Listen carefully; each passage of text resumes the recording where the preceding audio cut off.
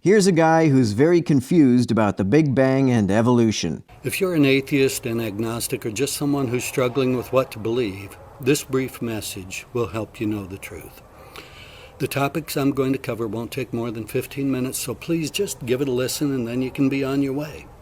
The topics I'll cover include, here we go, sight, sound, the development of planet Earth, the Earth in space, DNA, the spreading out of the universe, the Big Bang, the Milky Way galaxy, the speed of light, with a demonstration I might add, time and the age of the universe, also with a demonstration, and the Creator.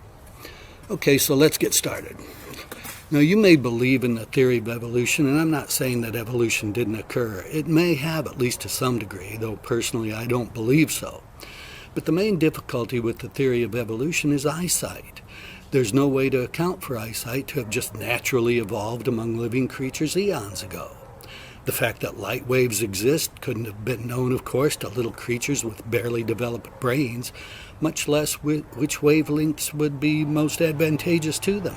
It didn't have to be known. Do you think evolution works by organisms knowing how they want to evolve before they do it? That's not how it works. Mutations occur chaotically, and most of them offer no advantage, but the ones that just happen to luckily provide an advantage stick around through the generations. Saying that this is impossible without knowing what is advantageous beforehand is like saying it's impossible to win the lottery if you don't know what number is going to win. It's rare, but it happens. The idea that chaotic mutations can never produce such advantages is just an assumption based on incredulity. Now, I've read the attempts to explain the natural evolution of eyesight, including the explanation that it began perhaps as light shone through a creature's thin spot of skin. Now, the fact is, sunlight shining onto thin skin is more apt to cause skin cancer than the development of an eyeball. Citation needed on that one. Did you really calculate those odds, or are you just incredulous that an eye could evolve that way? The explanation I've heard is not light shining through thin skin, but rather it hitting cells in the skin itself with photoreactive chemicals in them that can interact with the nervous system or some other physiological systems in an advantageous way. I've also read explanations that as creatures evolved way back when, that they wouldn't necessarily have required brains in order to know that they needed to develop eyes. Where did you hear that? Of course you need a brain to know something, but evolution doesn't require any organism to know what mutations will be beneficial to it. It's been pointed out, for example, that there's a type of jellyfish that has a well-developed eye, though it has nothing we'd recognize as a brain. But to that I say thank you for making my point for me. If something without a brain has an eyeball, that just couldn't have happened through natural evolution. Is this guy trolling? Nothing needs to know what it needs to evolve before it evolves it. And even if an organism does know how to evolve most advantageously, does this guy think that evolution says you can just evolve at will? If my cells mutate, it's not because I told them to or how to. Maybe this guy thinks that advantageous mutations are too improbable to happen by chance. What calculations have convinced him of that? There are creationist mathematicians who have tried to show that evolution is not possible in the few billion years life has been around, but they're not taken seriously by other mathematicians or biologists. I believe that the knowledge of the existence of light waves was essential, and sound waves present a similar problem. You know, I get a kick out of some of those Star Wars movies where something is being blown up in outer space and we hear explosive sounds. There is, of course, no sound in outer space because an atmosphere is needed to carry sound waves. Again, there's no way that our little allegedly evolving ancestors eons ago could have known of the existence of sound waves and thus developed eardrums and the other parts of the inner ear necessary to transmit impulses to their little brains and then interpret those sound waves. Thus, it's easier to believe in the tooth fairy and Santa Claus than it is to believe that all the various species on Earth just happened during their alleged evolutionary period to develop eyes and ears. They didn't just happen to develop them. They developed them because the mutations that led to them helped the organisms survive and reproduce in one way or another, and those mutations built up to eyes and ears with all of the advantages that those organs have. Knowledge of the existence of light waves was required for the development of eyesight and their understanding that an atmosphere was available on Earth to carry sound waves that was necessary for all the creatures to have developed ears. I mean, come on, that just could not have happened on its own. Is that your argument? I mean, come on. And even if knowledge were required, how exactly could knowledge make it happen? How would knowledge of light and sound give you the ability to evolve yourself eyes and ears? I suppose you think God did it, but even if that's the case, I wonder how you think he did it. Via what mechanism did he accomplish this? Magical incantation, perhaps? My point is there must have been a creator. All right, but who? I believe that creator is the God of the Bible. Why? Well, let me give you just a few examples of scientific evidence that you might not have considered before. Then I'll let you go and you can make up your own mind. Not long ago, I was watching a program either on Discovery or Science Channel, or one of those, about the development of the Earth, and they said at one point during the Earth's development that it was covered with water, and then some dry land appeared. And I thought, now where have I heard that before? In the Bible, in Genesis, chapter 1, verse 9, God says, "Let the waters be gathered together and let the dry land appear." Holy shit! A vague resemblance to Scripture, case closed. And the Bible seems to imply that the water was made first, then the dry land appeared later, but it was actually the other way around. There were no oceans on Earth at the time of its accretion. The oceans appeared later. About 3 billion years ago, there could have been one big worldwide ocean, but that would have been after the land accreted. All right, now I realize, for one example isn't proof. Perhaps you're thinking that when Moses wrote that nice story, he just made a lucky guess. And I say, fair enough. So here's another example. I think you'll agree that in Old Testament times, thousands of years ago, that when humans looked up at the night sky, marveled at the sun and the moon and the stars, they wondered what the universe is and what it would be like to be up there. But they were stuck down here on the earth. The earth wasn't part of what's up there. That would have been an impossible thought back then. However, in the Old Testament, in the book of Job, chapter 26, there's a verse that reads, "He," referring to God, "hangs the earth on nothing." I'll bet that for thousands of years that verse wouldn't have made any sense to people. Why wouldn't it have made any sense? When you look up in the sky, you don't see a ceiling from which the earth is hanging by a hook or something. Now, of course, we've all seen those beautiful pictures of the earth out there in space, and as God said, hanging on nothing. Okay, here's another example. In the New Testament, in Matthew chapter 10, verse 30, Jesus says, "The very hairs of your head are all numbered." Over the centuries, people must have marveled at that statement. But today, of course, we all know about DNA and how it specifies every detail of our physical bodies, including our hair, the color of our eyes, and so forth. Well, Jesus described DNA a couple of thousand years ago. DNA doesn't determine the exact number of hairs you will have. It can give you more hair or less hair, but the exact number varies throughout your lifetime, and the maximum is not genetically determined down to the exact number. It doesn't determine absolutely every aspect of your body. Your fingerprints, for example, aren't determined by your DNA. Identical twins will have discernibly different fingerprints, and they won't have the exact number of hairs on their bodies. And even if DNA did do that, if DNA can determine it, then God isn't needed to determine it, is he? Here's another one. Until 1929, when astronomer Edwin Hubble helped to confirm what some other scientists had already been saying, that the universe is spreading out, most everyone, including Albert Einstein, believed initially that the universe was unchanging and stationary.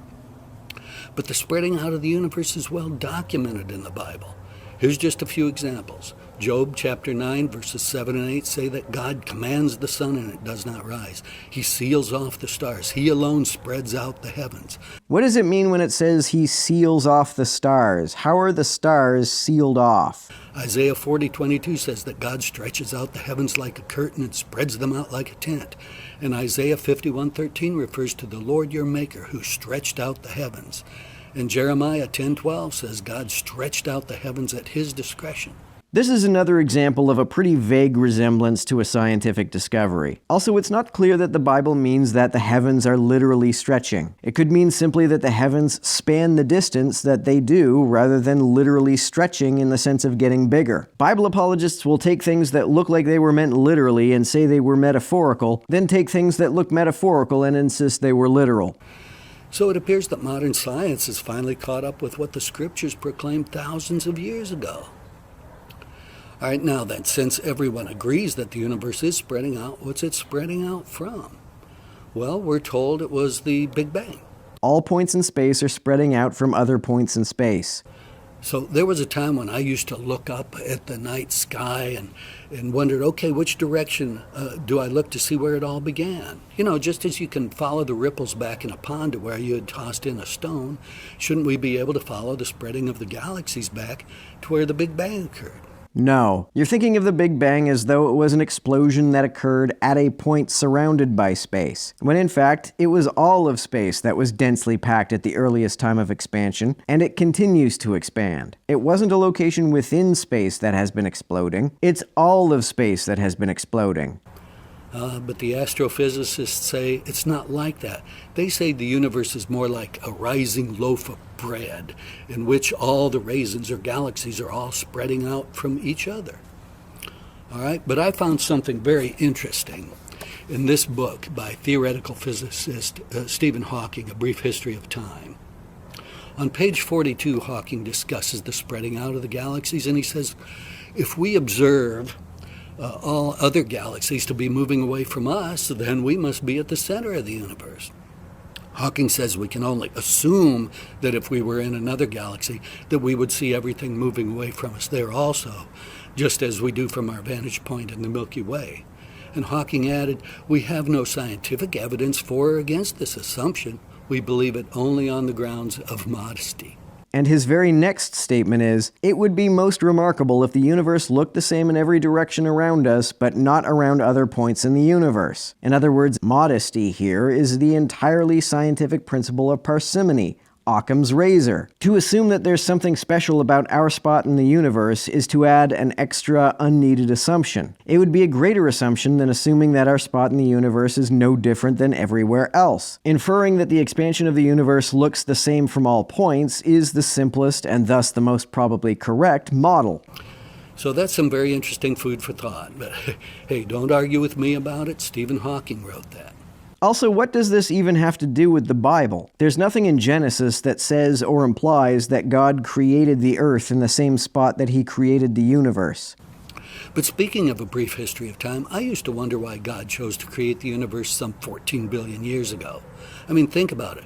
God has always existed. He exists now and will always exist in the future. So 14 billion years ago is absolutely nothing to God, who always existed before then. So why didn't God create the universe trillions and trillions and trillions of years ago? Before the Big Bang, there may not have been any time. In fact, it might not make any sense to say before the Big Bang. William Lane Craig, a Christian apologist, will tell you that time only goes back about 13.7 billion years. Also, if time did precede the Big Bang, then so did the universe. A universe is a space-time continuum. So where there is space or time, if the two are even separable, there is a universe. So it would be a contradiction to say that God existed for an infinite amount of time before the universe did.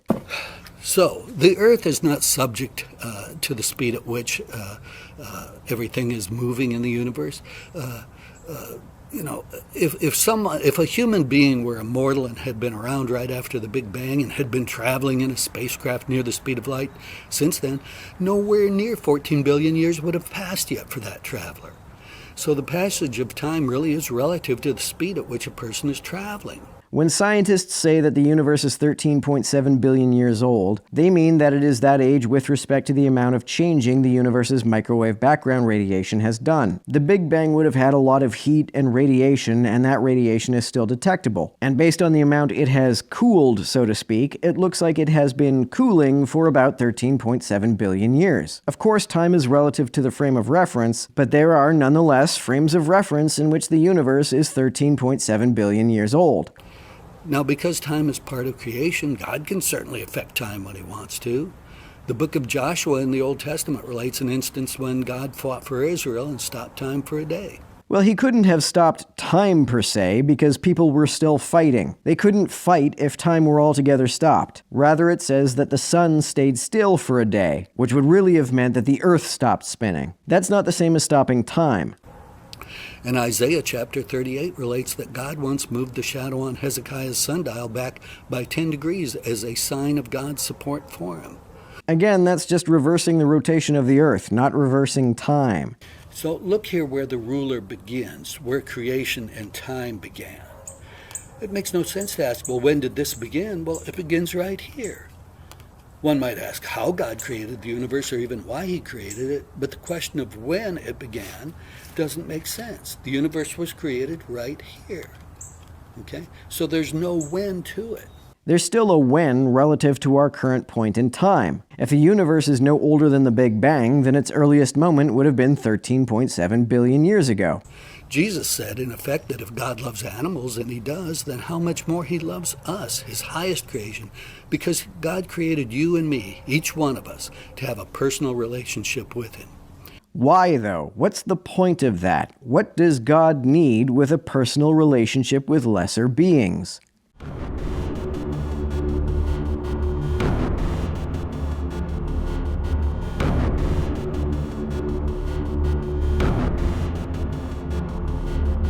To everyone who helps me out on Patreon, you're a big help. Thanks so much.